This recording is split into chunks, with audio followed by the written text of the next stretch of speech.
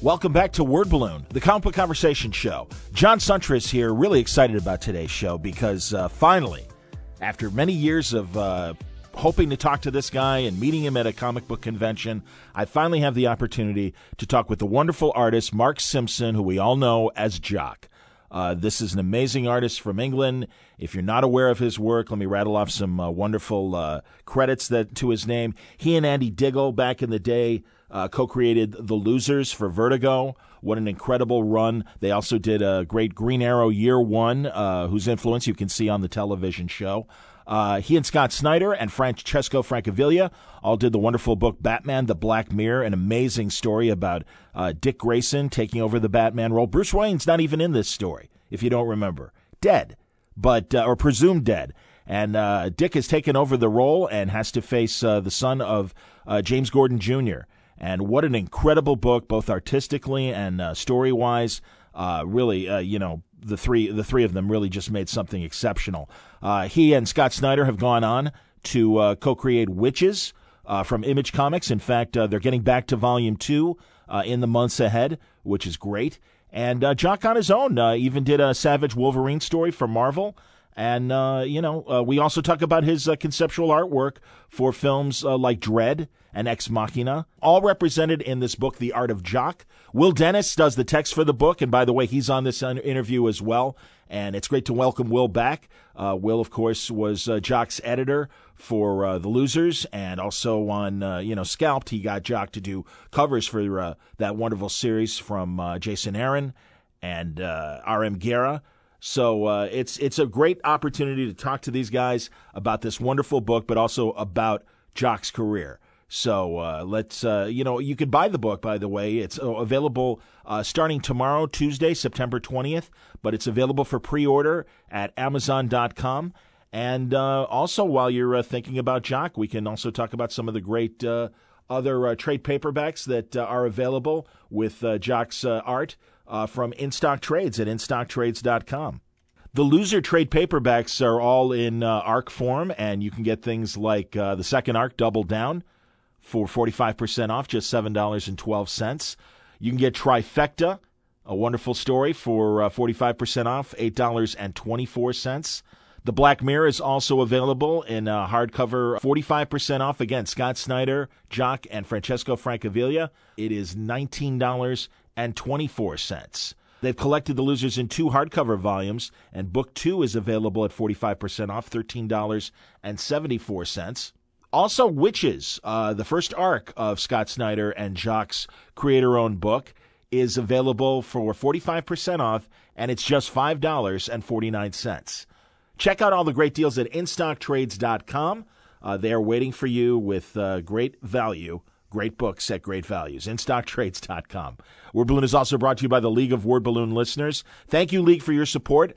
I have a couple new people that subscribe to Word Balloon recently. Thank you very much. They're doing it via Patreon. If you go to wordballoon.com and you look on the front page, there's an explanation of what I'm doing. You don't have to subscribe to Word Balloon, but if you think what I'm doing is worthwhile and you want to help support the cause, as I say, can you spare $1 a month? Think of all the hours of Word Balloon entertainment I give you each month with these great interviews and through the cooperation of these wonderful creators, and compare that to how much you pay for a comic book. And, is it worth the price of a comic book? Is it worth $1 a month?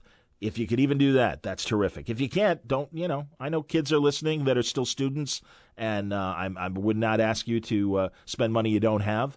But if you can afford it and you think the entertainment is worthwhile, I appreciate the support. And as always, thank you, League of Word Balloon listeners. I've got content from Cincinnati Comic-Con that the Patreon subscribers will first listen to before the Word Balloon audience.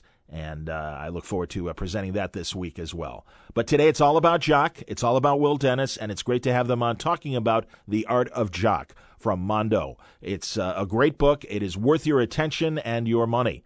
And I'm happy to talk about it with Will and Jock now on Word Balloon.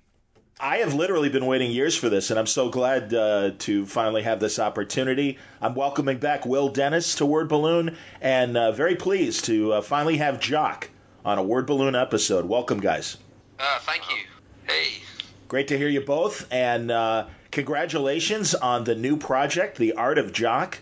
It's a gorgeous art book and very revealing and answers a lot of questions in terms of where you came from and where you are today with your work, Jock. I love the presentation, so congrats on both of you. Thanks very much. Thank you. Yeah, we're really, we work with Mondo on this and Insight, and the Mondo makes such beautiful things that I knew that at the very least the book was going to be well put together. But I kind of said all along that the only thing that should let it down are basically my drawings. My writing, though, followed by. Well, yeah. Then Will's writing came along and took it down another notch. Your poster work, Jock. You've been doing this for Mondo. Yeah, exactly. Yeah, I met those guys probably about maybe 5 or 6 years ago. A friend of mine, Ollie Moss, was doing some work with him, and he introduced us. And I started off doing a few small sort of horror movie posters like Zombie Flesh Eaters and Last House on the Left. And then I got the Dark Knight Rises and been doing a bunch of posters since then. Man, I'll tell you, the movie posters are great.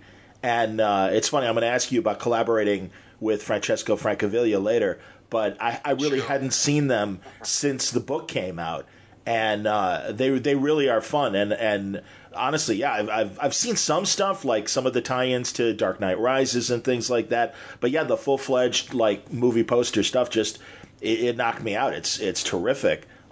Is there a different? Go ahead. Yeah, and I was just going to ask. Yeah, I was just going to ask. Is there a different frame of mind doing a movie poster versus, say, cover art? Because that's the closest comparison I can think of. Yeah, there is, to be honest. There is. I remember when the first couple of posters for Mondo that I did. I mean, they're silkscreen prints, so they're kind of like 24 by 36 most of the time. They're big posters. And the first couple that I did, I sort of handled them more like I would a comic cover. And then, it wasn't until after then that I actually saw one of these physical prints, and they're so beautiful. They're not like a printed comic cover. Because they're silkscreen printed. The ink is much more vibrant. It's more like paint, really, rather than kind of the printing that you get in published magazines. And and I realised how that with the size and everything, you could do so much more with them. There's so much more scope and depth that you can bring to the image. So yeah, they are different. It just means I can spend a lot more time on them. You can give the image a lot more time. So yeah, I sort of found that I do have a slightly I don't want to say relaxed approach to them, but I do get to spend more time and just noodle with the image much more than I might a comic cover, which is always up against a deadline. Outside of the forward and the afterword, will you provide the text for The Art of Jock in addition to editing it? Is this your first Art of book that you've written? Yeah, definitely. It's the first thing. It's practically the first thing I've ever written besides emails. Yeah, I mean, Chris Prince, who works at Insight, was actually like the editor, and I thought when they first approached me to do it that I was going to sort of, be the sort of editor, wrangler, or whatever. Not that Jock needs a ton of wrangling usually, but he's got a lot going on, and so I thought that was more the thing, because for Mike Mulcher, who works at 2000 AD, who's a publicity guy there, and he had done these amazing interviews, which then we kind of culled. Most of the stuff is from that. So without Michael's work, sort of laying the foundation, there wasn't a ton of stuff necessarily that I had done before that. But so I thought I was kind of bringing on more an editorial standpoint, and then they're like, "Oh no, you've got to write this." I was like, "Oh, really? Okay." So I just started taking some of the stuff and trying to figure out some of Jock's bio stuff and some of my own experiences, and then taking these amazingly in-depth interviews that we had, and figuring out some way to make it tell a story, have some kind of interesting stuff, because it's always a fine line. These art books are like, I sort of lean towards more or less writing and more art, but then sometimes I've gotten these art books and they're just pictures and captions and nothing else, and you sort of feel like, oh, that's nice, but it just goes on the shelf. But then other times they're just these hideously sort of in-depth interviews about whatever the guy had for lunch the same day. He tried to draw this thing, and I don't have to wow, my eyes glaze over. So I was trying to figure out a way. It was really just trying to find some median ground, So so it was interesting. I mean, it's weird to have a writer credit, and they send you a link to you have an Amazon page with no followers, which is great. Which is just about right about where I should be, probably. But it was good. And, the hardest part actually was for me is just sort of figuring out I was a big part of a lot of the story, in terms of his, coming to DC and development there and all that. But yes. I tried to keep myself out of it, which was a little sort of an awkward dance to do, because I didn't really want it to be like, well, and then Will had this brilliant idea to hire him to do X, Y, or Z. It's a genius, but so that was a little tricky to figure out ways to do it. So anytime you see stuff like Vertigo editorial, was a little unsure if Jock was the right guy for this job. That's basically me. That's that's a stand-in for I wasn't that into it or something. Well, so it's cool. It's exciting. I don't know if I'll do another one or but it was great, and to be the first and maybe the only one to do it with someone like Jock, who I've known for so long and admire so much. I mean, it's fantastic. So I should probably just quit while I'm ahead.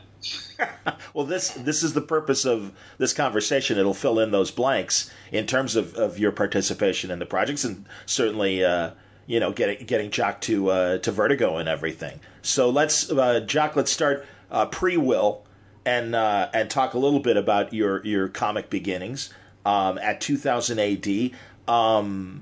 Lenny, first of all, approaching comics in general, I found it interesting that you had said you had reverse engineered looking at a comics page and working it out. Can you talk about that?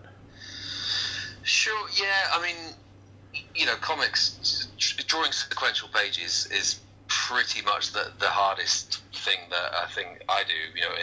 In my work in life, I think it's the kind of skill that you never stop learning, you never stop understanding, visual storytelling more and more, as the years go by. So when you first try and draw a comic, you're probably thinking about whether you're able to draw something, not why you're drawing it, or kind of, the reason that the A, B, and C is in the panels. And, in those early days, you sort of do something, and then, and you sort of look at it and you'd realize that the clarity of the storytelling, or your shot choice, or this close up is needless, or all those little things which go into making effective pages. Kind of you have to work out, and there's no easy way of doing it. So I used to hang out with my good friend Dom Reardon, who draws for 2000 AD as well, and we used to just literally sort of stay up all night, paint some pages, look at comics, just try and kind of get the nuts and bolts of it kind of understood a little bit better, because that's, like I say, that's the only way you can do it, is just by literally delving into it, and it's just something that I still feel like a beginner. It's something that you never master. You just maybe get a kind of a flavor of how you might approach it. Sure. Lenny Z was your first 2000 AD work? Lenny Zero, excuse me. Well, no, it's okay. I actually did a few Dredd stories first. Judge Dredd, who was my favorite character, as a kid and stuff. That was, literally my first job was drawing my dream character, which was amazing. And then Andy Diggle was editor at 2000 AD at the time, and they got their 10th anniversary of the Judge Dredd magazine, which is like a monthly companion comic to 2000 AD, was coming up, and they asked Frank Miller to do a cover for it. Wow. And which he did, and because Frank's rates were a little bit higher maybe than 2000 AD is normally used to, and Andy used some extra money to pay Frank, and then wrote a short story for free, which was Lenny Zero, which was kind of set in Judge Dredd's world. And Frank's cover never actually saw the light of day, because one of the other editors, who was a little bit, he's a lovely guy, but he was not afraid of sharing his opinions with creators, and he called Frank up and kind of sort of said, what the hell is this? And Frank said, you know, send me back the artwork and never call me again, and put the phone down. So Frank's cover didn't even. You can find that cover online, by the way, if you Google Frank Miller Dredd. I actually really like the cover, like, because Frank always brings something new, and Dredd's got like needles and axes like stuck in his helmet. It's, you know, it's a you know, way more extreme than some other stuff. But that was the way that the Lenny Zero came about, basically, and Andy's used that kind of opportunity to write something for free, and the story just went down really well with readers. You know, Andy left editorial, decided to take the jump to being a writer full time, and we did. I think he did a couple of other things, and we did another Lenny Zero, and I think it's that then Will saw a Vertigo, and you know, and him and Karen were interested in Andy, and then sort of, I guess by default, I got dragged along as well. Talk about that, Will. What intrigued you about Jock? Yeah, I do everything by default, so you shouldn't feel bad about it. Yeah, I mean, so Andy had reached out to me because he had literally written me a snail mail letter that was on 2000 That's right. Stationery. Yeah, that's amazing. Sort of fun to ask for another job while you're still at a job. But Garth Ennis had sort of, you know, said, I might be getting this thing from this, you know, character Andy Diggle. So yeah, I got that, and he sent me a bunch of samples, and so he did a short thing, and then he started pitching stuff for, you know, he had this sort of a spy idea for some, like a, you know, sort of like an Ocean's 11 spy team. I can't remember what the original permutation was. I don't think it was Suicide Squad, but it was something like that, you know, something similar to that. Mm-hmm. So, and I had secured a bunch of these titles that, like, they said you could use, you know, like it used to back, and then, you know, they would like us to do DC properties first if we could, like, you know, Russo and Azzarello did Johnny Double and, you know, things like that before they did 100 Bullets. So it was a pretty easy, you know, it was a little easier to get new people in that way. So yeah, so we had this thing, and initially, like, we went through the process, got the losers treatment, you know, all pulled together. And DC really liked it. I remember people like Bob Wayne, who was head of sales, coming by and saying, like, this is the kind of stuff you guys should be doing more of. And it was kind of a hard sell to Karen, you know, just the idea, because it was a lot more kind of mainstream and action movie-ish than, you know, they had tended to do in the past. But sure. But I felt like, you know, it was something a little more commercial, but could still be smart. I don't know. We didn't really try out any artists other than Jock that I recall. I mean, we talked about different people, but Andy had sent me some samples that were like painted, like Dredd covers and stuff, which I think a couple of them might have ended up in the book, but which they're cool. But I was like, this isn't really the look. I wasn't seeing it in my head, you know, for something. I was seeing something a little slicker, a little more probably Russo-esque, you know. And so initially I was kind of, you know, wasn't so sure. And then they sent me the Lenny Zero stuff, which was much more frenetic and cool, and, you know, almost felt a little, I wouldn't say manga influence, but it had that kind of energy, you know, like the cool, like Akira kind of manga. So, you know, that seemed cool, but it was like, how are we going to get two guys who no one's ever heard of to launch a new series? Like, that was just like kryptonite to the powers that be at DC usually. So, yeah, so we sort of were hemming and hawing about it, and then I think Karen Berger and Richard Bernie, her husband, ended up going to Bristol, and I think they met Jock in person. And at that point, I had already sort of seeded, like, I had come around to the idea, but it was one of those things like, how do we, you always had to, like, pick your spots, right? Like, you couldn't go in there on a Monday morning and be like, hey, I want you to sign 10 things and approve 5 artists you never heard of. So I was always like, we're laying in wait for my spot. So that was sort of the thing. It's like, all right, if these guys are there and they can meet up, and, you know, it's almost like it's like if it ends up being her idea or Richard's idea, like, then, you know, it usually was a lot easier to move stuff down the tracks, right? Because once Karen was on board with it, like, it was just a green light. Like, we didn't really, you know, they had to go through the process, but once she kind of put her stamp on it, like, there wasn't a whole hell of a lot of people there that would tell her, you know, we're not going to do this, you know, because she'd earned that, obviously, over the years. So, sure. Yeah, so then they went to the show and came back and were like, oh, this guy Jock, he's fantastic. Like, you really should hire him. I'm like, oh, my God, it's a great idea.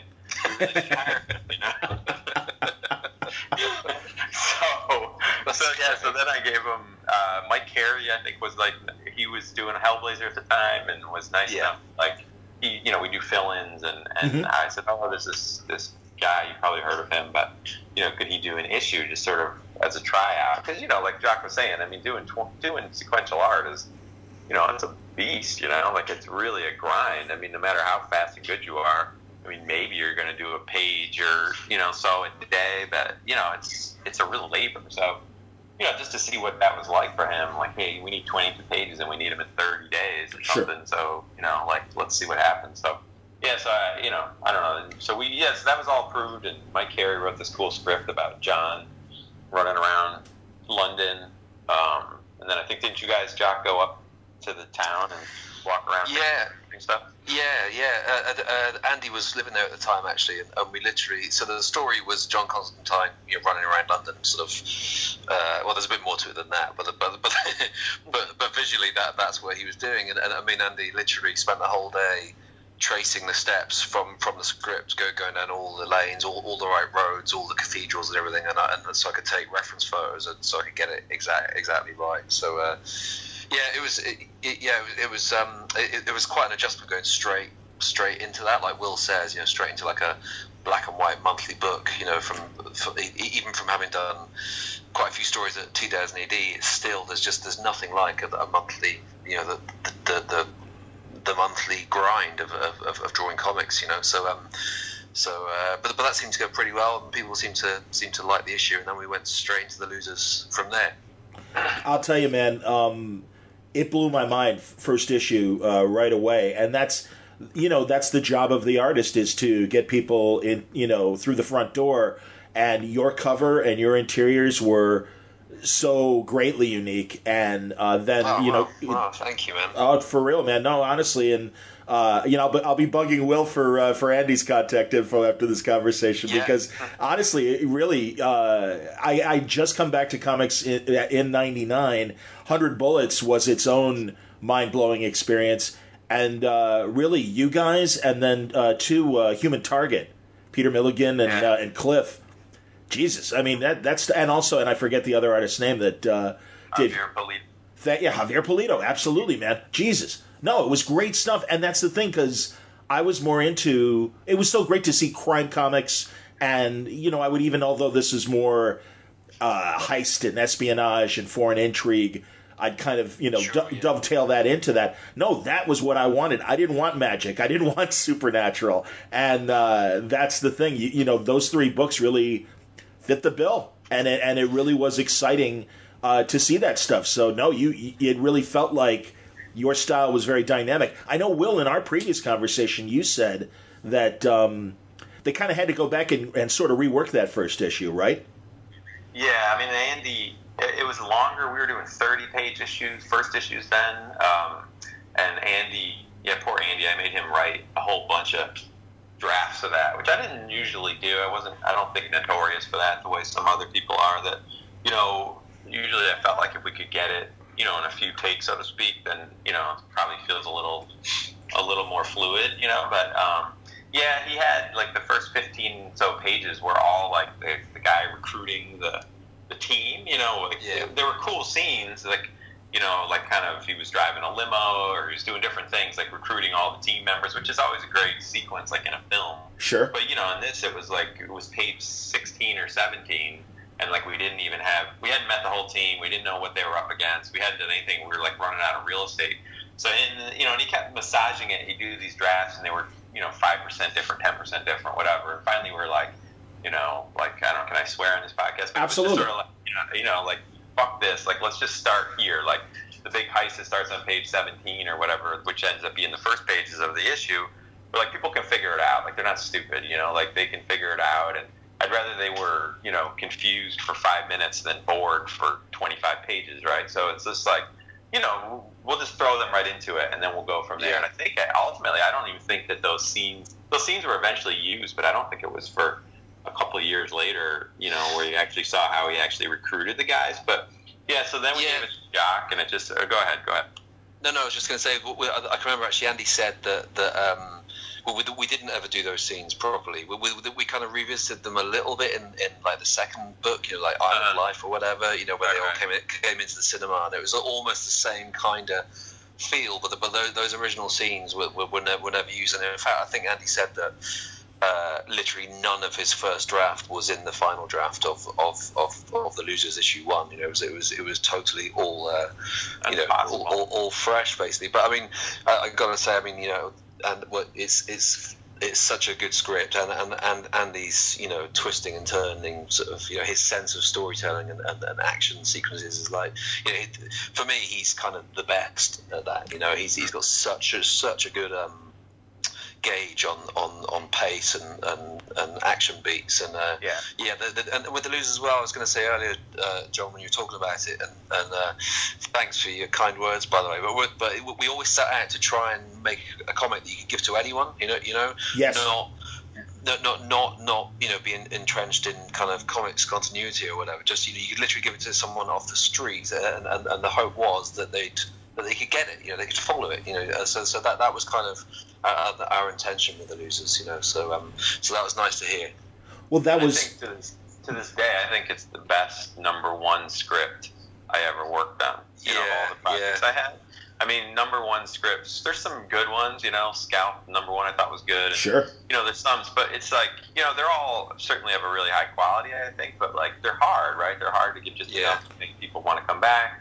You don't care about the characters. You don't know. You're not. All the things that go into it. It's like a pilot of a series. It's rare on TV that the first episode is your favorite episode or something. It's almost impossible. Yeah, exactly. But I think of all the series, of all the things I ever worked on, it's like the tightest first issue that gives you just enough, and it gives you the flavor, and it gives you the characters, and it's sexy and it's fun. Like to this day, like, and I send it, like, if people ask me for scripts, like sample kind of scripts, I'm always like, you got read this thing, because it's sort of this weird odd master class on it from somebody who didn't have a lot of pages under his belt at that point. Yeah. I mean, it's definitely a testament to Andy's ability to write those beats and pack it all in there, and to have the professionalism to keep trying. A lot of guys would have been like, "Fuck you, I'm sick of this." It is what it is, or "You're busting my balls for no reason," which I really didn't try to do, and I didn't do that.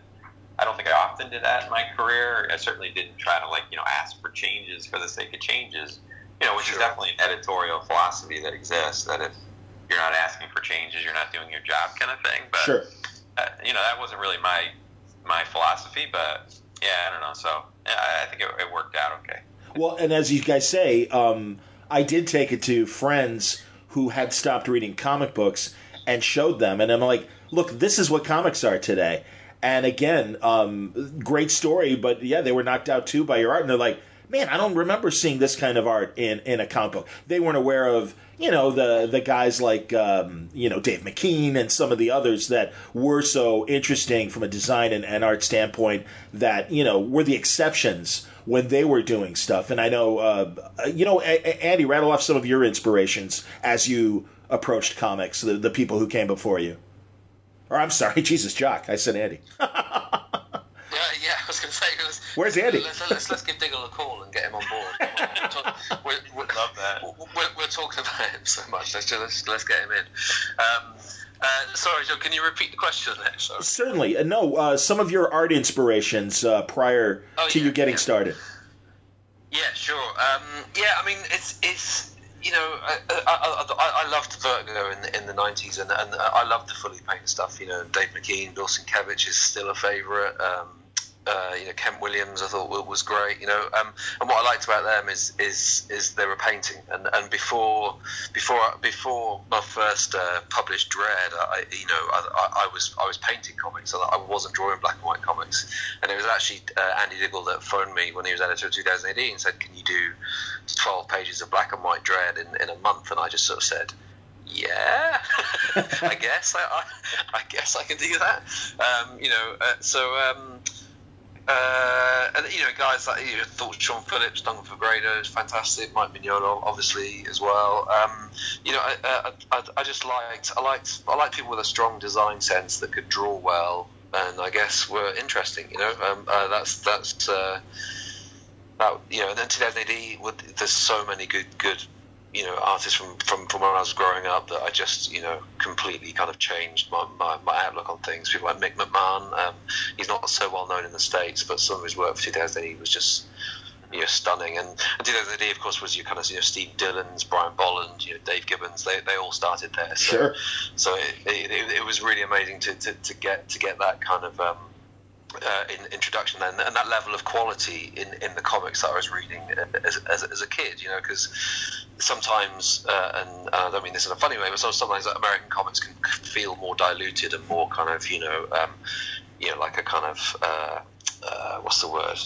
Sort of factory made, even though they're not, but they felt more kind of penciler, inker, colorist, layout artist, background, that they had that element to them. Whereas 2008 was very it felt very kind of pure, and the writers and artists working in it felt like you were really kind of hearing their voices, So that was really inspiring to me, and so I guess when I started trying to do it, I just tried to do my own thing. I think I definitely had influences, and you could probably see them in those early pages more than now. But I just tried to do my own thing with it, because comics are great like that. They can support that, and that's that's a really valuable thing, I think.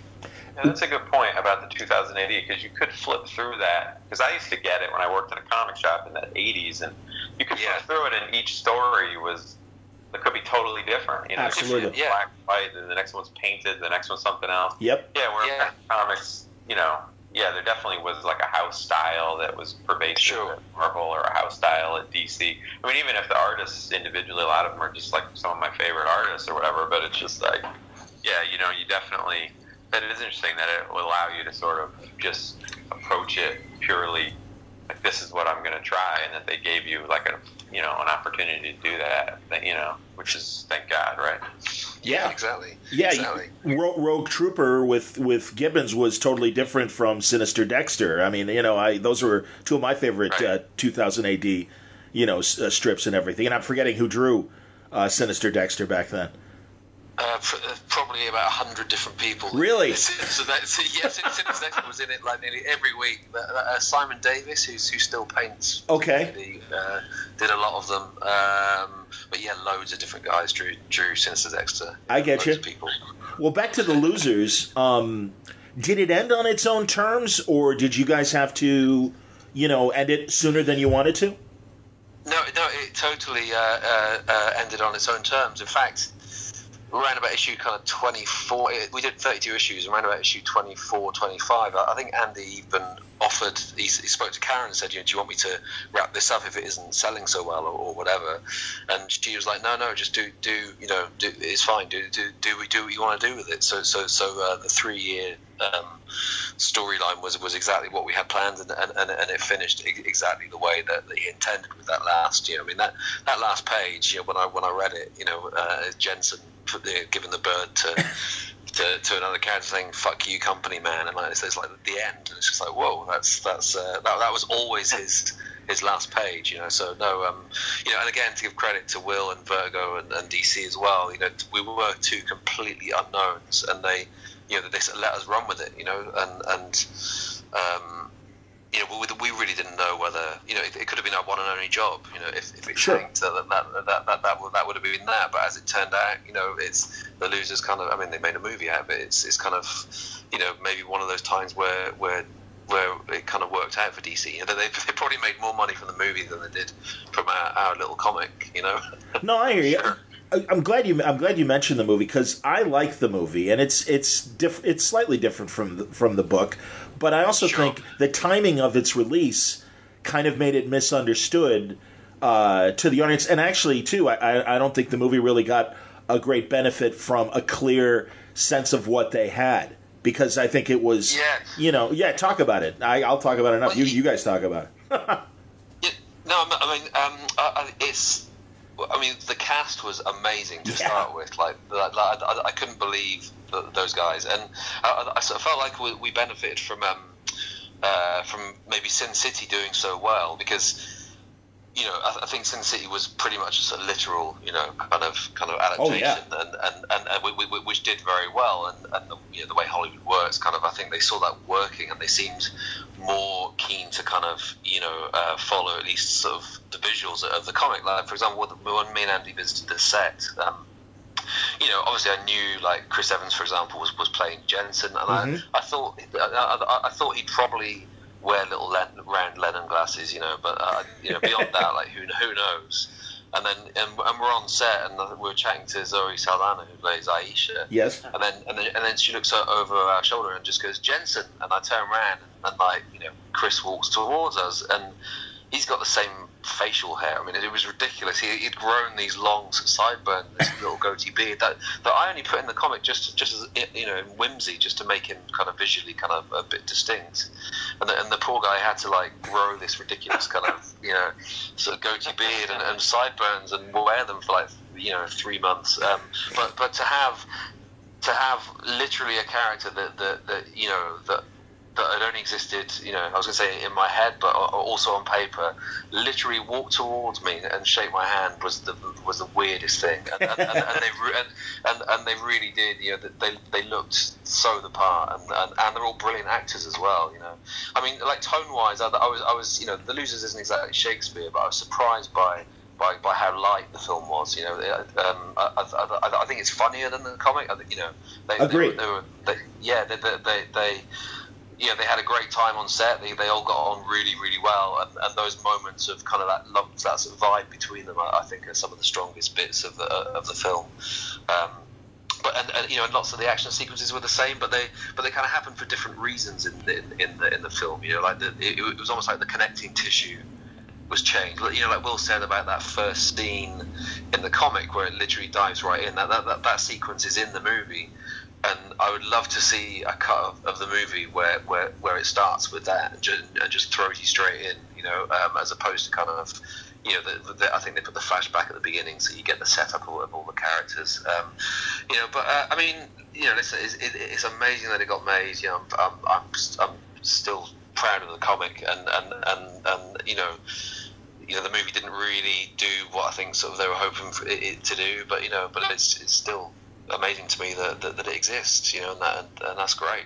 I think it's a fun movie. I really do. And I do think that, ultimately it's going to be one of those cult movies that people who see it will discover it and appreciate it for what it is, and not the comparisons that I think the market were kind of dictating as it was released, on in the theaters and stuff. But that's all right. Like you said, no, the book is a classic, and I have a feeling, I don't even, and certainly the two of you, Will's out of the Vertigo circle, and, you'll know Jock whenever they decide to do another reprint of it. But I just had a panel with all the 100 Bullets creators, and that's the thing. I think as 100 Bullets and Scalped and some of the better Vertigo projects, this thing's going to be around for a long time.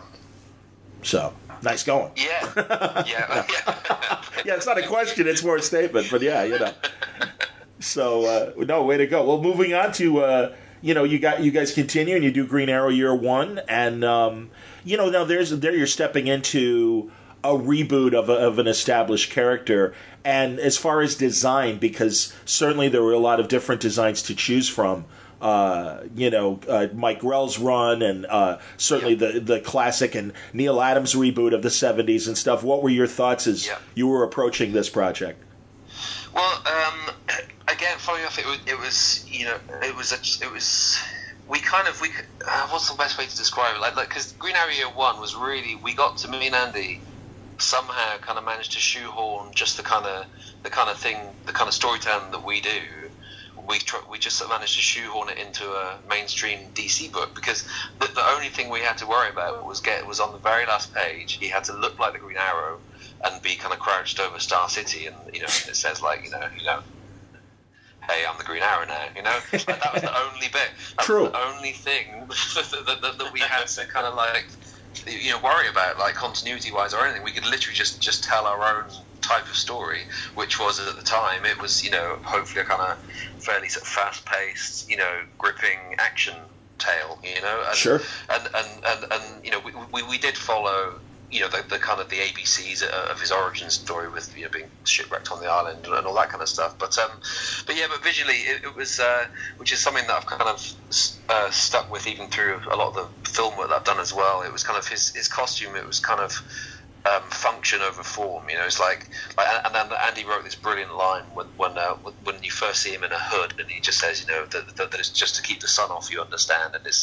that really clever way of grounding something and making it kind of believable, but giving you the kind of iconography of a recognized character. That was really exciting to do. And even though he's in kind of like cargo shorts and a vest, he's kind of got this hood, and then and then suddenly there's the Green Arrow. Just like if you put two black ears on a black head, you've got Batman kind of thing. So it was just about trying to play with that iconography that everyone knows of Green Arrow. But at its heart, we just got to do a kind of gritty action tale, So yeah, it was great, and again, people seem to really like it, which was a really nice thing. And I've just got a letter from DC actually saying that apparently there's quite a lot of it in season 4 of Arrow, which I've not actually seen, so I should check it out. I was wondering have you seen any of the television show or no? I haven't. No. I was curious. No worries. Yeah. It's crazy. It's crazy because you would think I would have, because we didn't even realise that our story was was kind of an influence on the TV series. Definitely. But,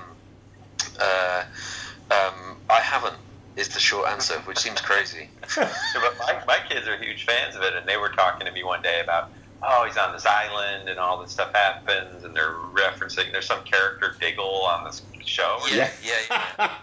It's just, and they're like throwing that around like at the kitchen table, and I was like, hold on a second, fellas. Yeah. What are you talking just back up a little bit. And then they filmed me in. I'm like, oh, that's interesting. Let me introduce you to this over here, But yeah, they love it. John Diggle, the character, is named after Andy, but in real life, Andy's brother is called John, so they've named it after, without realising it, they've named it after Andy's brother. And forgive me, Will, did you edit your one? No. Okay, I didn't think so, and that's why But that's it's okay. Well, I'm gonna move on then and go. It would have been a lot better if I had. I did read it at the time, which was rare for me because I didn't read any of the stuff that was rarely ever coming out from the DCU. But, no. I was proud. It was like my guys were going off to do something with like the big kids table. Like it was definitely cool, Sure. And it's so much more readable than the majority of superhero comics, even to this day. So, I like those sort of self-contained things, but yeah. No, that's certainly it was you and Andy together that made me want to read it again, because I had already, I'm a huge Green Arrow fan, and I forget who did the kind of modern, like putting him on the island original story, it was. Sorry, no. There was a strip in like the '60s or something like that. Yeah. Where he was on the island, but there was a modern one as well. I can't remember who wrote it either, to be honest. But yeah, there was a kind of a retelling of the origin. But again, we just we just kind of took the bare bones and ran with it, kind of thing. Absolutely. Yeah, there's a cool section in the art book that's got like Green Arrow. There's like pencils and inks and like that. That's the section, right, Jack? With like the overlays and stuff. We put a few acetates and some overlays and things in the art book, and one of them is there's a Green Arrow 1 page, and it's got like a vellum overlay with my layout over the top, and then you can kind of lift it and see the final art underneath. So we sort of tried to make the book kind of appealing not just to maybe fans of mine, to try and make it just as good an art book as we could. So and it was really cool that they were able to do that. There's a few gatefolds and bits and pieces and extras. Because like Will said, sorry to suddenly jump back on the art book, but certainly it's interesting something Will said earlier, like lots of art books. They are literally just images, and I feel the same way. Like I've got a few art books by people that I really like. You know, I really love it. And you pick it up and you kind of flick through it and you go, yeah, okay, yeah, that's great, and it literally goes on the shelf. So we really tried to you know, put a bit more into this one, you know, to make it a bit more kind of interesting. You know, not just my shitty drawings kind of thing.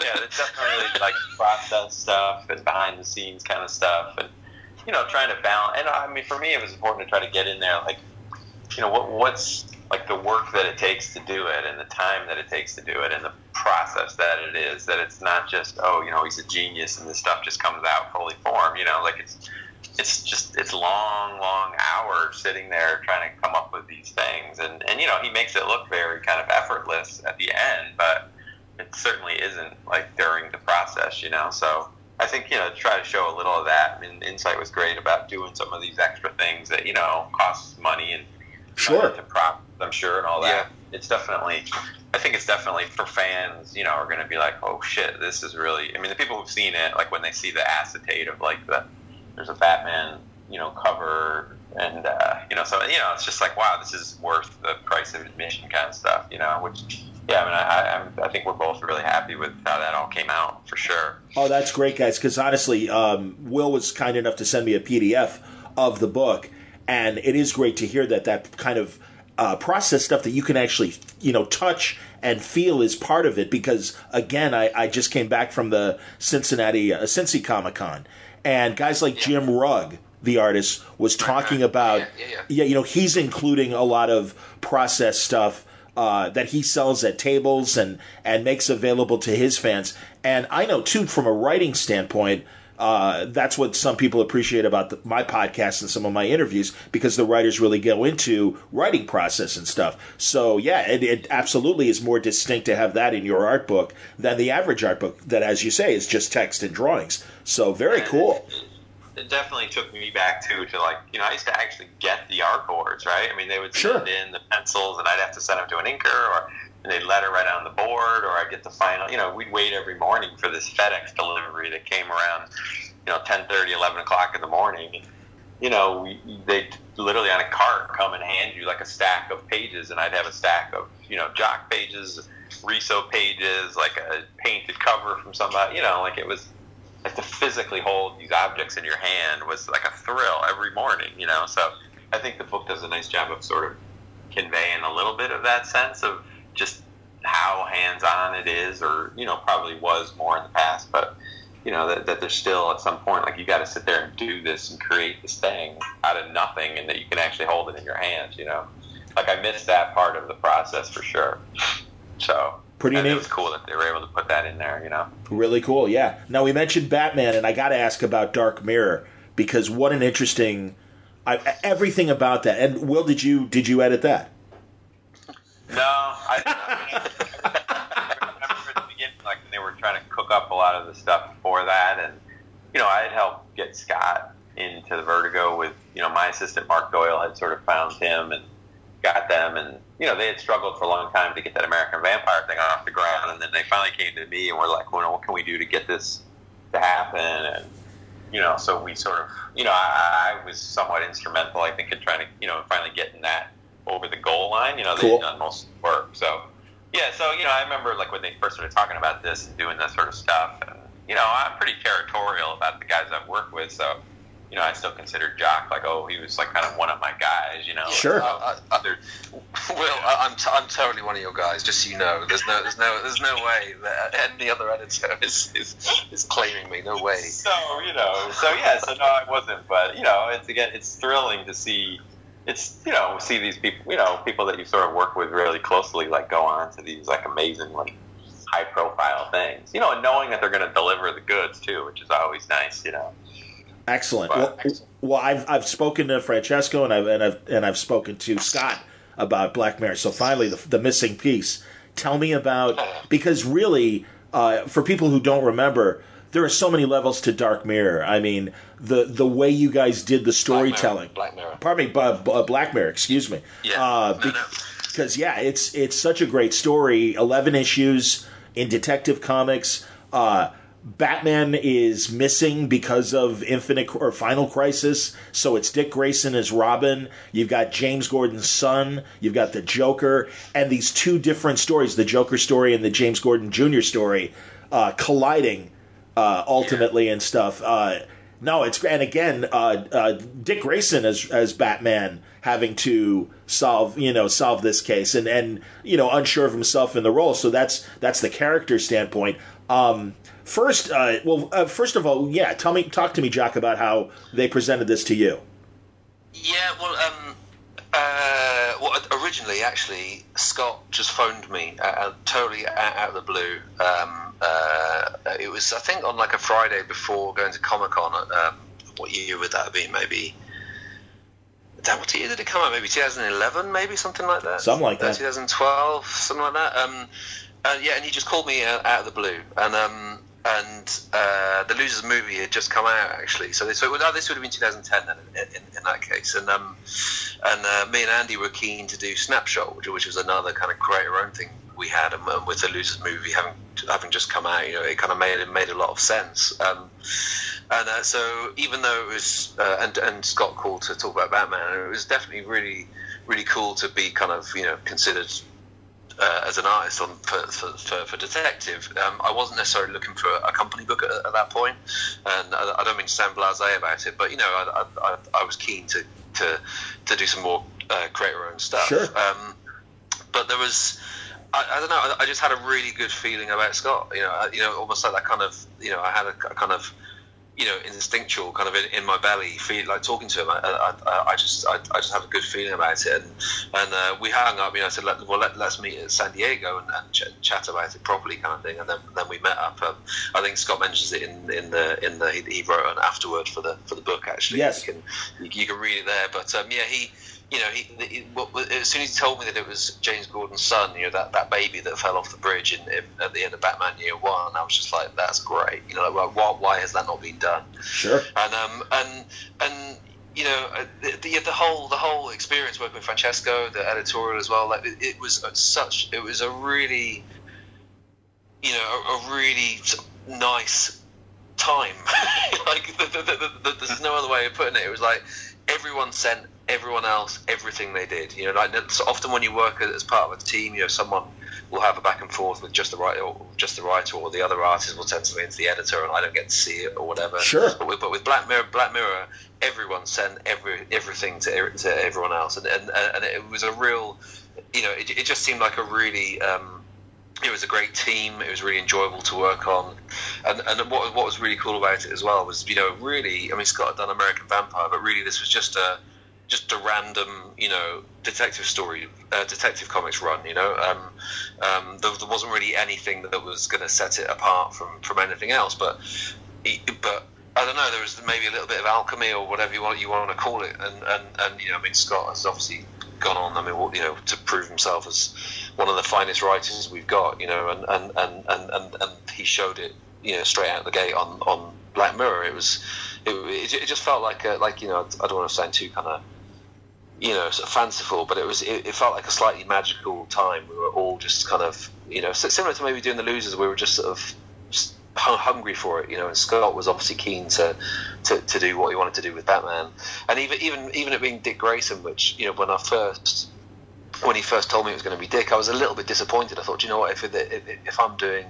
a Batman, a reasonably sized Batman tale, I kind of want it to be Bruce Wayne, but Scott did such a good job of handling Dick Grayson in the role, and that became an integral part of the tone and the feel of the story, and the way that I drew him. I drew him differently to how you might draw Bruce Wayne in the role. So the whole thing just, I don't know, it just kind of worked, and then to get the kind of response that we've got just from that sort of random one random Batman tale was amazing, and I'm so glad that Scott called me out of the blue, because obviously we're still working together now. I'm doing an issue of Batman with him, All-Star Batman with him now, and obviously we do Witches together as well. Yes, which we're about to start. So just one of those moments that I guess where it kind of like a piece of the puzzle sort of fell into place, and It was just a really, really great thing to work on. Well, that was the thing, with the physicality of Dick Grayson being different than Bruce Wayne as Batman. I've talked about this with other artists, Jeremy Hahn, for one, that did a detective run with Dick as Batman, and that's the thing. You're right. It could be like Thunderstrike as Thor kind of things in the '90s, where it's not the real Thor and stuff like that. But it really it became more interesting. First of all, because of Dick's relationship with Bruce over the years, and that he finally has to step into the shoes that he's never really wanted to do. And then, two, that you've got Batman's son, and you literally have Gordon's son, and the Joker. And so these three random elements. And I know Francesco handled a lot of the James Jr. story, right? And then that's right. Francesco did. Well, they just started it as backups actually, right?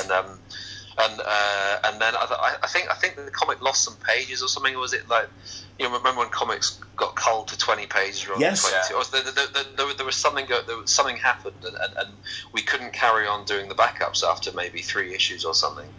So then Scott thought, well, okay, we'll do say 3 issues of me and then 2 of Francesco. And we'll do it and we'll do it that way. But the genius the genius move is, as you said earlier, around about sort of part 10 of 11, the stories sort of merge and collide, and you realise that was the thing all along. Sure. And that was such a clever move. And Francesco did his art on the backups. It was so because the backups were more sort of personal and emotional, I guess, rather than the main storylines were a little bit more sort of action.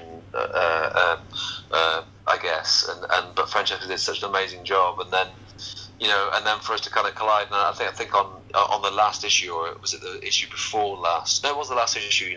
We actually shared that issue, and did some pages each. So it was just a really, really cool time, and sort of fortuitous, I do, and no, honestly, one of the best runs. And I even had friends who, again, were interested in comics but weren't regular readers. And they're like, yeah, I heard about that. It's a Dick Grayson story. And I'm like, you got to read this, man.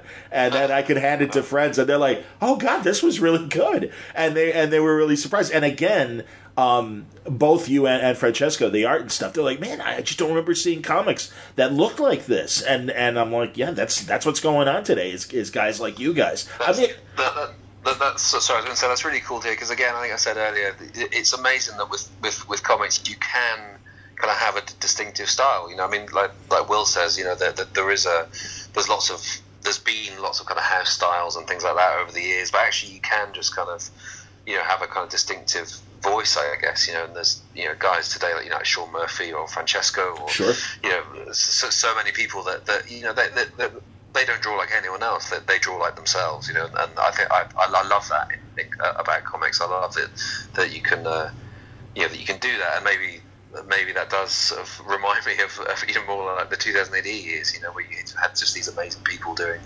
their own stuff, Absolutely. I want to, talking about you and Francesco, and even actually some of your scalp covers that you did over the years, you and Francesco in particular, it seems, the use of orange always impresses me, because I don't know if it's because coloring has advanced as much as it has, but it just seems like a lot of times the palettes that you and Francesco individually choose really makes your art pop in a way that it doesn't. And really looking through a lot of the cover images for from the art book and everything really made me realize, look at that.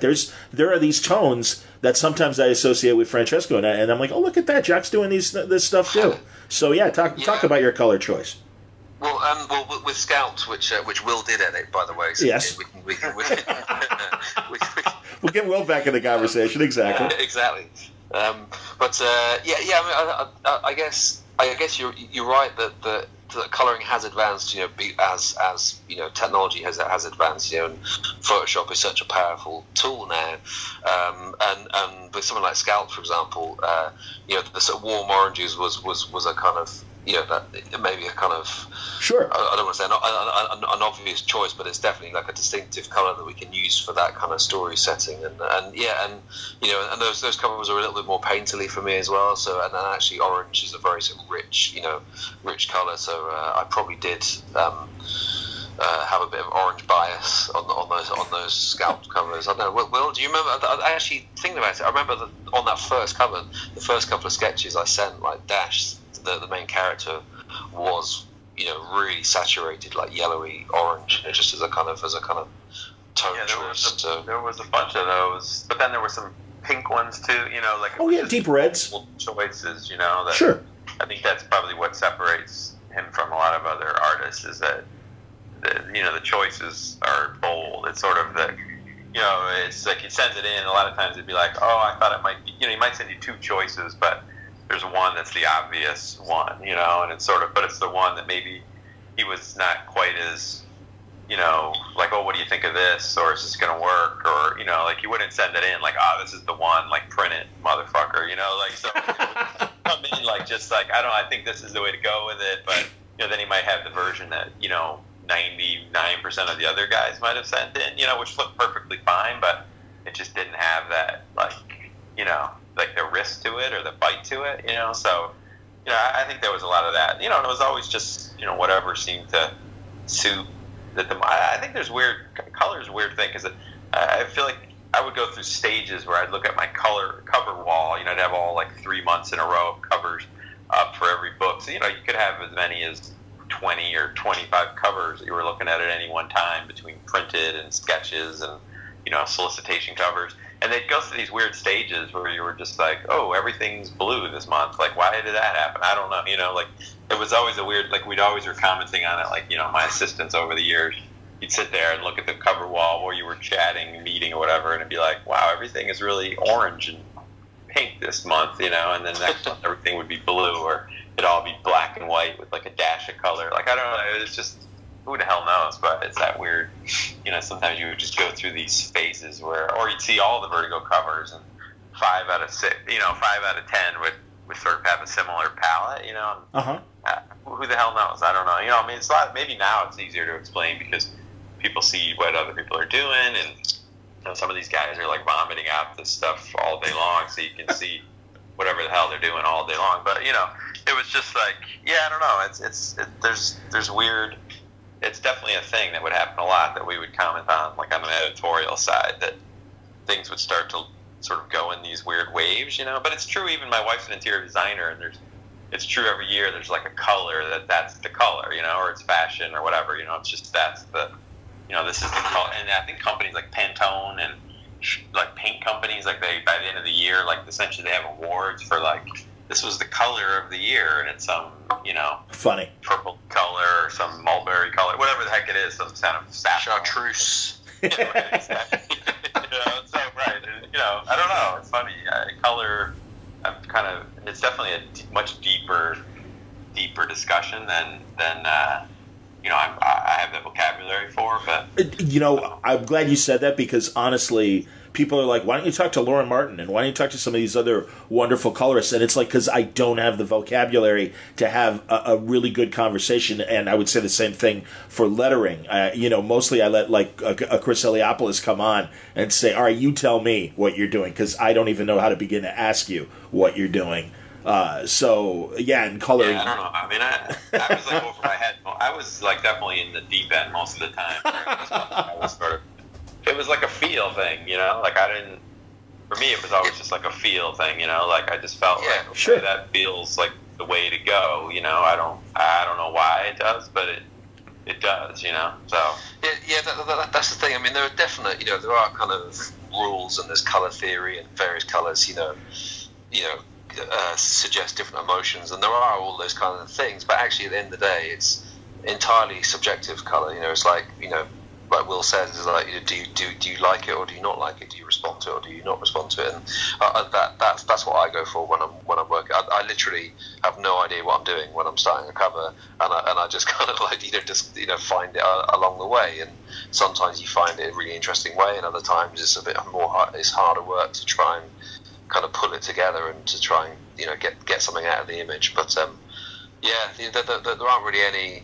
I'm not very conscious of it. I guess what I'm saying. You know, if you're asking like what my approach is I don't.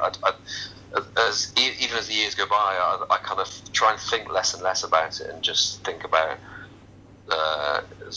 Funny enough, what Will says, like how I feel about it. Really, you know, how what's my how do I respond to it, kind of thing. And that's where then the choices come from. I've got no idea. If you can help me with that and get some colorists on, they can let me know why that stuff goes that way. In the book, definitely in the book. Like, I mean, it's interesting to flip through the whole book and see, that sort of like the trends that you have or the choices that you make, or even the artists that you've admired over the years, and the painters. Some of that I think must come from more of like a painterly approach to that. It's just sort of you're not technically approaching it quite the same way as other people. That it really is this sort of thing. And I've watched you do drawings on paper and stuff, and I don't know. It is endlessly fascinating to see why how artists work, or how you work, how it just comes out, or you can see it on the page, and it's like I can't see it, and like most people can't see it, but like you can sit there and sort of see it, and it's like I can see you doing it, and I can see that you can kind of see it, even though it's necessarily not there yet. I mean, I'm always fascinated by the way artists like draw, where it's like I would just draw, like I would start at the point of Batman's head, and then I would draw down, and I would across, and I'd go back up the next point. Like I'm always interested to see artists when they're drawing, and it's like, whether it's you or Jim Lee or whoever, and it's like, I'll do a little here, and then I'm down in the lower left-hand corner, and then I turn the page sideways, and I'm doing, like, I'm always like, how in the hell are they doing that? That there's no, like, I think an average person draws it the way you'd write it, almost, like where, you start in upper left, and you just go across and do it, but it's like to see you guys actually work and stuff, it's sort of endlessly fascinating. Flipping the paper over and turn it upside down, and like a little here, a little there, like it's very frenetic and kind of all over the place, and then but it ends up coming out, and then it gets to a certain point where you're like, well, I would stop here, but then you keep going, or I would keep going and you stop, and it's like, you still there, guys? Oh yeah, you're breaking up actually. Yeah, you dropped out for a second, Will.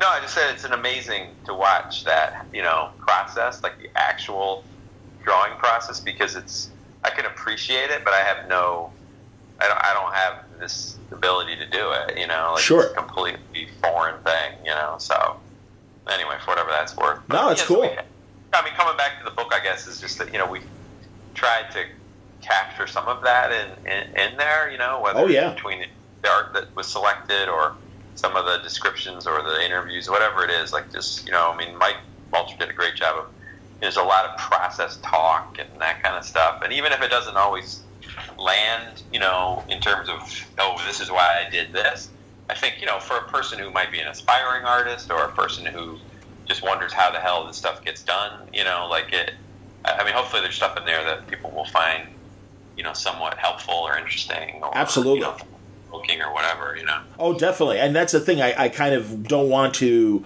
I'm glad you're saying this stuff, because I don't want the interview to, I heard the interview, I don't need to buy the book. No, and I'm really glad, like, for instance, you're talking about both the physical process stuff that you have in the book, and also, that a lot of what you include in the interviews and stuff kind of explains, some of Jock's choices and everything. And again, the art speaks for itself in terms of, backing up what you guys talk about as far as process goes. So, no, this is what's inspiring all these, a lot of these questions and stuff. So, awesome. Cool. Well, and you got. I just got a couple more things if you guys are cool for time. Are we okay? I'm fine. Yeah. Okay. Totally fine. All right, moving on. So tell me about writing and drawing Savage Wolverine. Oh wow! That kind of came out of the blue, actually.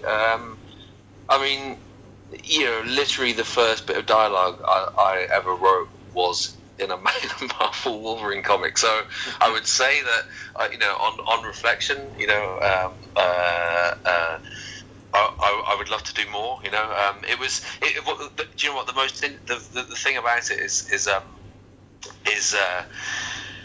normally I have a sort of an amount of angst about what I'm working on. Maybe let's say so like 20% angst if I'm doing a cover or a post or whatever. There's always a part of me that's self-doubting and wondering if this could be better, and blah blah blah. And when I worked on Savage Wolverine, all that angst went on the writing, and the drawing was just a total breeze. It was amazing.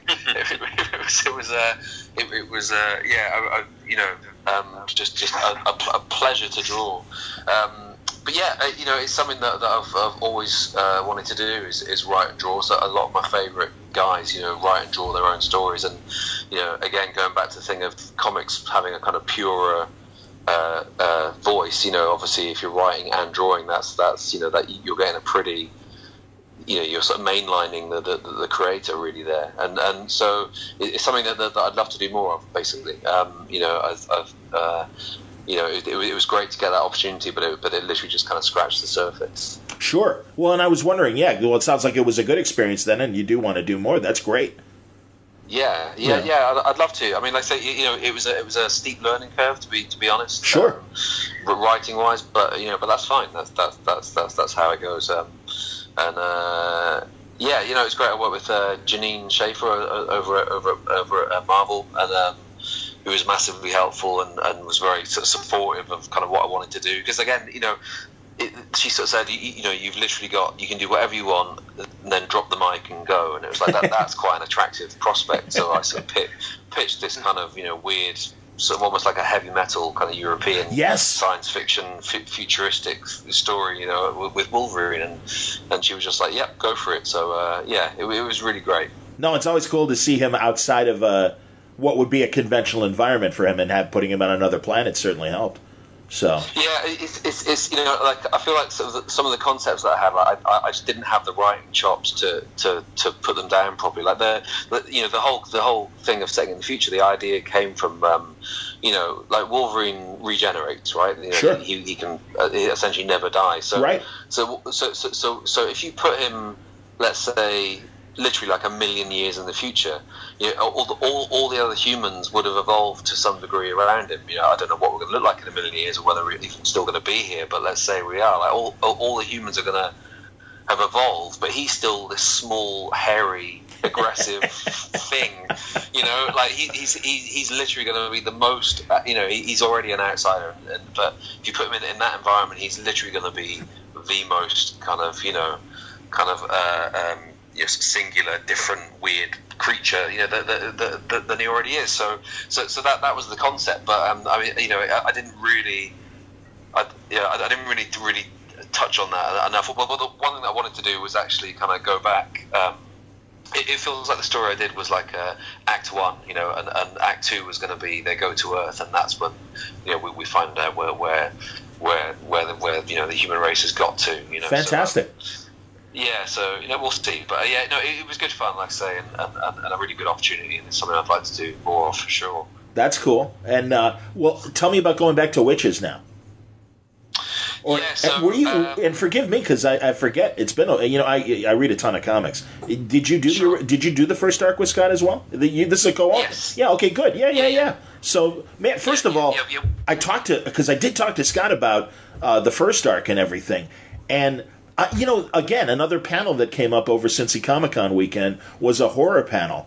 How do you handle horror from an art standpoint when a lot of times it's sound? It's, there's so much you can do with all the senses in a film or in television. Radio seems to be able to do it with sound. When it's silent, tell me about, what choices you need to make to have an effective moment of horror. Well, there's two things going on there, really, because I'm a big fan of horror movies, for starters. So when Scott, suggested a pure horror comic, I was kind of nervous because there's nothing worse than badly done horror. Right. It's like if it's a horror movie but it's not horrific, you've so missed. You've just missed. The whole. You've really misfired. Sure. And so when Scott told me about it, I was kind of nervous, but and you're right. It's very hard to do in a comic because in a movie, the movie has the viewer, the movie dictates what speed they're seeing through, right? That they're seeing things, the pace that things are happening, the sound, as you say. With a comic, anyone can put it down and look out the window or turn the page or they can literally do anything else. So they control the pace. Yeah, absolutely. Yeah. So how do you make that into a kind of a creepy experience, like a sort of a horrifying experience? And but I mean, Scott is such a great writer. I had faith, and art wise, I think I sort of didn't think about it too much. I tried to just respond to what Scott was writing, and there's some you can do some weird angles and shadows, eerie shadows that don't quite follow the rules, as it were. Like when there's a eerie sequence, you can just play around with light, in a different way and things like that. So there were things that I was trying, but one of the nicest things is that a lot of people said that it genuinely scared them, and like that's amazing. That is so such a considering from going in and being nervous about that very thing, whether we'd be able to do that. The fact that some people found it scary is great. So but again, Scott's he's so good, and the setting, obviously the woods and the trees lends itself to some creepy stuff, and then Matt Hollingsworth came in with this just crazy colouring, which we had kind of 2 or 3 back and forths of sample pages. He'd send me some colours, and and they look really good. I mean, he's obviously he's one of the best in the world, but they were kind of quite regular. And I said, I just want, I don't know, just something a little bit off kilter, something. Maybe there's like one strong colour that pops, in scenes, or maybe there's I was just trying to push him into trying just to get something a little bit more unique. And then I think he was probably fed up with me by this point and just sent me this page with all these kind of spatters and colour, and it was just like it's extreme, but I was just like, I don't know what you've done there, but like that is doing exactly what I was trying to get at. It's unique, it's kind of interesting and different, and it seems to polarize people, the colouring. And I've spoken to so many people that absolutely love it, and I've spoken to some people as well who kind of they say that it's kind of visually a bit sort of throws them off kilter, but that's sort of what I like about it, is that it makes some of the panels kind of, when we're in the woods and in the tree sequence, and it makes some of the panels, it's almost kind of hard to read and stuff, which kind of adds to the viewer hopefully not sure what they're looking at, and sure. Then and if we've got witches around the corner creeping up on you, that's quite an effective tool. So so it's a combination really, and Matt's colours are a massive part of the kind of the visual look to it, which ended up kind of making the book work, I guess, or not work for some people. I don't know. Keeps people off balance. No, I get it, and I think that's again. Yeah.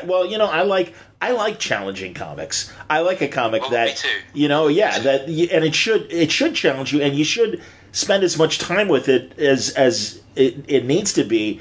And especially, I mean, the great thing is, you guys, when you do create your own stuff, you're mindful to keep the price down. But that's the thing. I mean, as Marvel and DC flirt with $4.99 for 20 pages, it's like, well, this fucker better be like really special. Because, and I mean, really, I mean, hey, let's be honest, All-Star Batman at $5 a pop.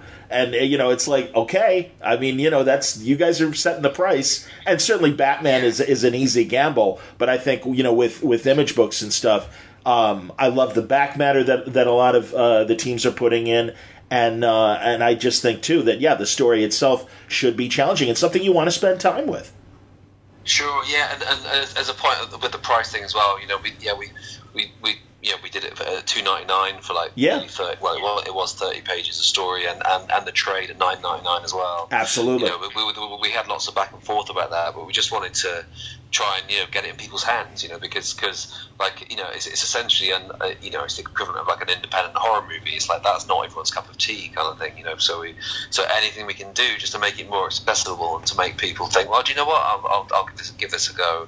We kind of went for, So then to get the response, I mean, the sales for number one as well were crazy. I think it was like 100,000 or something, which again for a little weird dark horror comic, that was amazing. And again, you know, one of the things I love about comics, you know, you can do something like that, and it gets kind of, you know, for want of a better word, kind of accepted. You know, people are interested in it. And, you know, that's pretty amazing.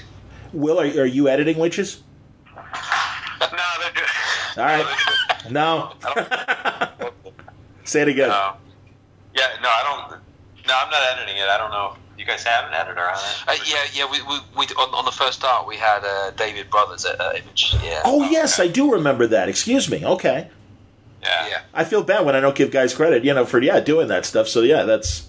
Sorry about that, David. If you happen to be listening, I apologize. Because no, it's cool. It's good. Well, and also something you guys get into in the art book is you doing conceptual art for films. Sure. And talk about that difference. The only other artist I've ever talked about doing conceptual art was Tim Bradstreet when he did it back on the Punisher movie with Thomas Jane 10 years ago. Sure, yeah. Yeah, well, I kind of fell into it by accident, really. Peter Berg who was the original. He wrote the first draft of the Losers movie, and he was originally going to be directing it. And we met him when he was working on that, and although he didn't end up directing it, we sort of stayed in touch, and the various films that he worked on after that, I'd often do a bit of artwork for him because he really liked my stuff, luckily enough. Cool. So like Hancock, I did a poster for him, and he actually, I did this fly poster for Hancock, and which they put up around like New York and LA, and I woke up one Sunday morning to like a message on my mobile phone, an email, and a text, all from Pete saying like call me kind of thing. And this is like New York time, so they were all at like 4 a.m. and I get up Sunday morning, and there's all this stuff from Pete. I'm like, well, what is this? And it just turns out that he's seen my posters around New York and really loved them. But I'd heard that he was working on Dune, Frank Herbert's adaptation of Frank Herbert's novel Dune. Yes. So I just mentioned to him, are you doing Dune? And he goes, yeah. Do you want to do some artwork for it? And I was like, yes, I do. Yeah, that would be amazing. So I ended up doing 6 weeks on Dune, which was like more painted conceptual work, which is kind of closer to my, how I started out, really, a more painterly kind of approach rather than more graphic kind of comic stuff. And then just as Dune was finishing, I say I did 6 weeks. I read online the new DREDD movie was being sort of greenlit, was in active production, and because I had just literally been painting concept imagery, I did 3 images of DREDD. Obviously, I'm a big fan of DREDD. I've worked on DREDD, and basically for fun.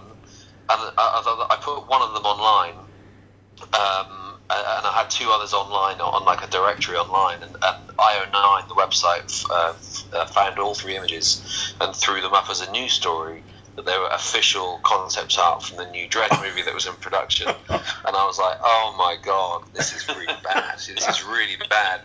And then Ain't It Cool and Slash Film and it basically every movie site posted my images as official art from the movie, and I was again, yeah, that's not good.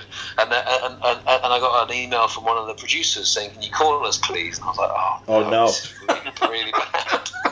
This is really bad." So I called him, and they had seen my images. One thing actually about all the news stories seemed very positive. That they all seemed to really want a good DREDD movie because they didn't like the Stallone version. Sure. And they thought that my images represented maybe a more promising sort of direction or whatever. So that's why it was really good. But I got this email, and obviously I was kind of like dialing the number, kind of panicking, like, what's this guy going to say? Here's my lawyer, we're suing you, whatever. But no, they had seen the images. And did I want to go up for a meeting with to talk about maybe working on the actual film? Wow. So that's how it went. And then and I worked very closely with the guys at DNA and Alex Garland on DREDD, and then Alex called me when he was working on Ex-Machina, and had a sort of 6 weeks of just coming up with Ava, the robot from Ex-Machina, just me and Alex working together. Again, before the movie was greenlit or anything, it was just a kind of he had this script, and would I be interested in trying to work out, how this thing was going to look visually? So, and Ex Machina has gone on to quite rightfully, be really well received. Oh yeah. It actually won an Oscar for visual effects, which obviously Ava was a massive part of. So, and I did Battleship as well with Pete again. Yes. Just finished on Star Wars 8 as well. So hey, wow, that's great, man. Just throw that in.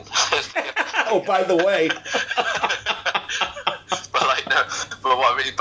But it's turned out, though it wasn't deliberate, that as well as alongside comics, working on the movie stuff has proven a big a big part of my working life. So it's great. I really like having the balance, because it is a different.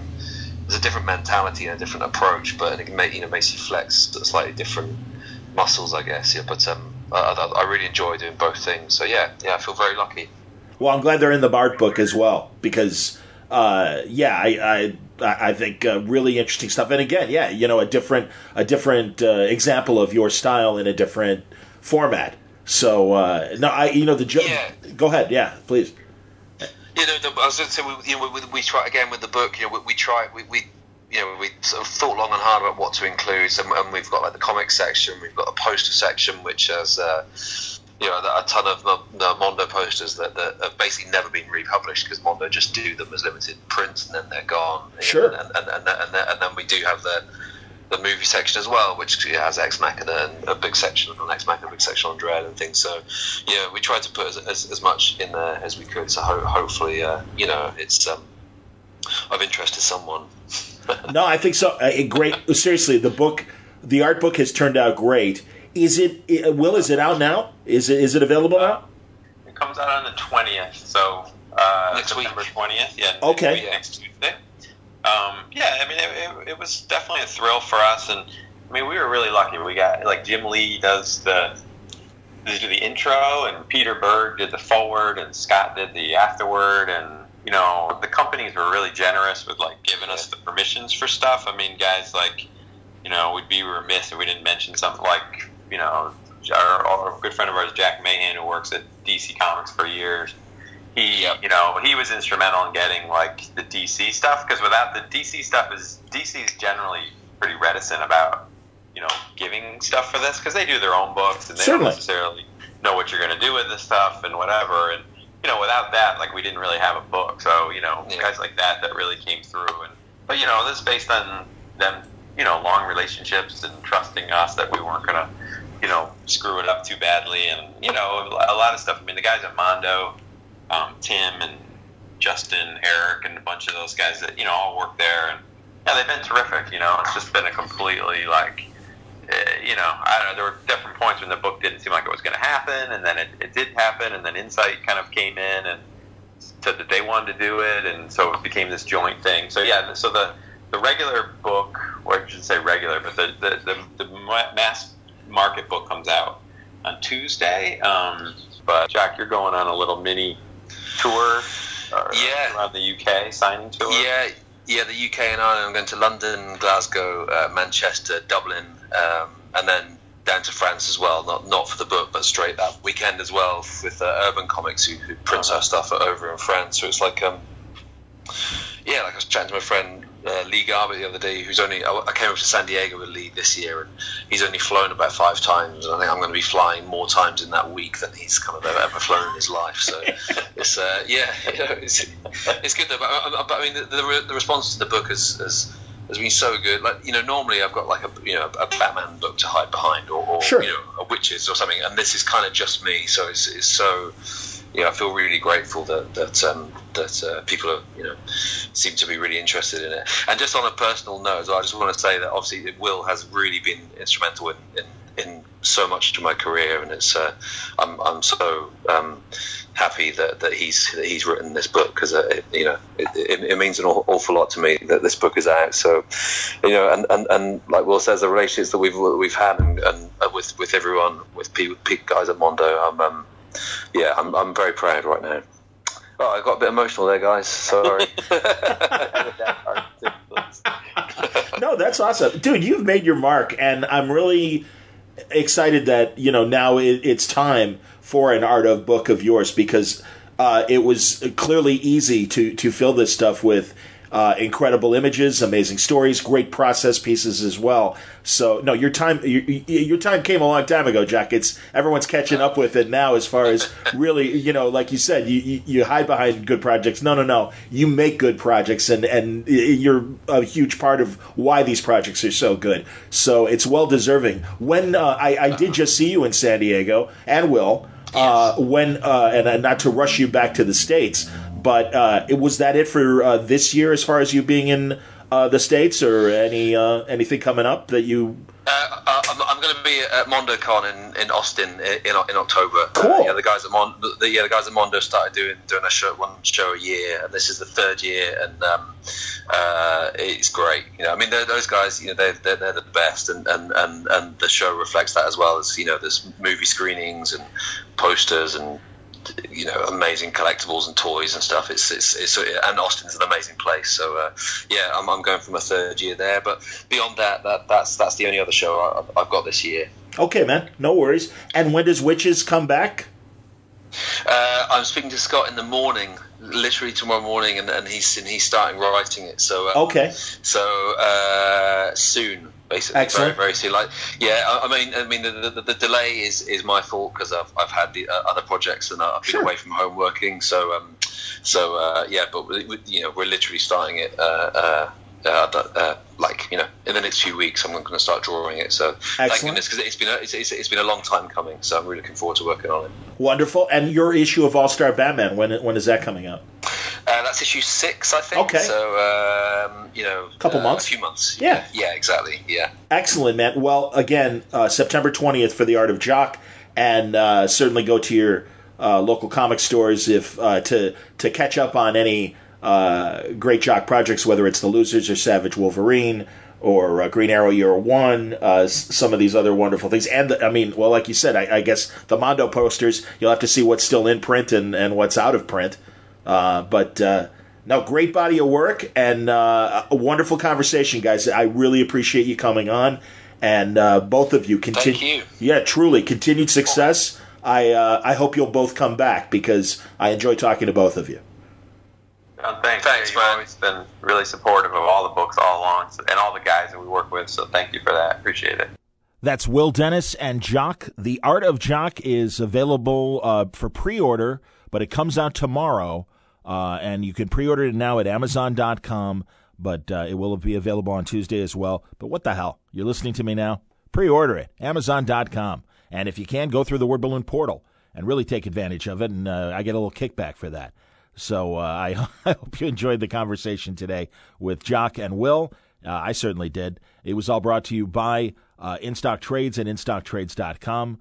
There are other great deals happening at In Stock Trades. I give you all the Jock deals that are going on now at In Stock Trades. How about other things like Ed Brisson has an amazing crime book called Violent, and the first volume is Blood Like Tar, and that is Ed Brisson and Adam Gorham and Michael Garland, all part of The Violent. The first volume is 50% off. It's just $4.99. You can also get the Fixed Trade Paperback Volume 1, another great crime comic from Nick Spencer and Steve Lieber. Big fan of theirs. I love their work on Superior Spider-Man. I love a lot of things that Nick writes. I like a lot of things that Steve Lieber draws, and it's great to have them back together again. Where Beagles Dare is Volume 1 of the Fix. 50% off, again, $4.99. You can also get things like Uncanny Avengers, Unity Trade Paperback, The Man Who Fell to Earth. That's from Jerry Duggan and Ryan Stegman. And that wonderful book is 42% off. It's just $10.43.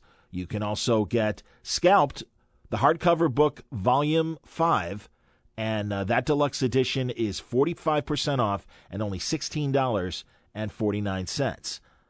Some of the great deals that are happening at InStockTrades.com. I told you before about the Jock deals, and lots of great deals. Remember, if you spend $50 or more, you receive free shipping. And they make it easy because you'll find great prices for great books. InStockTrades.com. Thanks again for listening to Word Balloon today. More great content coming up in the days ahead.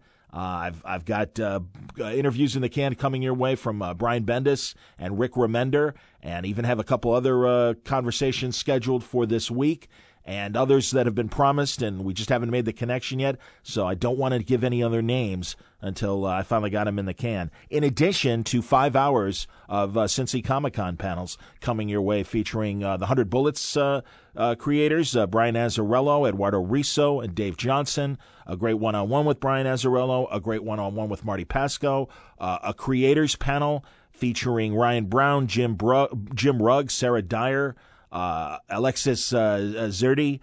Just really interesting conversation that I was so happy to have at Cincy Comic-Con. Happy to share it with you. Great writers panel with Jason Latour, Brian Azzarello, and Dennis Hopeless. So good stuff on the way, I promise. Patreon subscribers will get the first crack at it, but all that is still coming up for the Word Balloon audience. New York Comic-Con is coming. I will be there. I won't have a table, but I'll be milling about Artist Alley and hopefully getting to panels if I can walk over and make it in time to make some of these panels. Some of that stuff's even off-site, too. I don't know how the hell they're going to do it. It's going to be very interesting at the New York Comic-Con this year, and I'm happy to be in the thick of it. It's kind of like living on Apocalypse, and you always see those kind of chaotic scenes of all the people, worshiping Darkseid, but the throngs of those mindless people. That's kind of how I feel when I go to New York Comic-Con.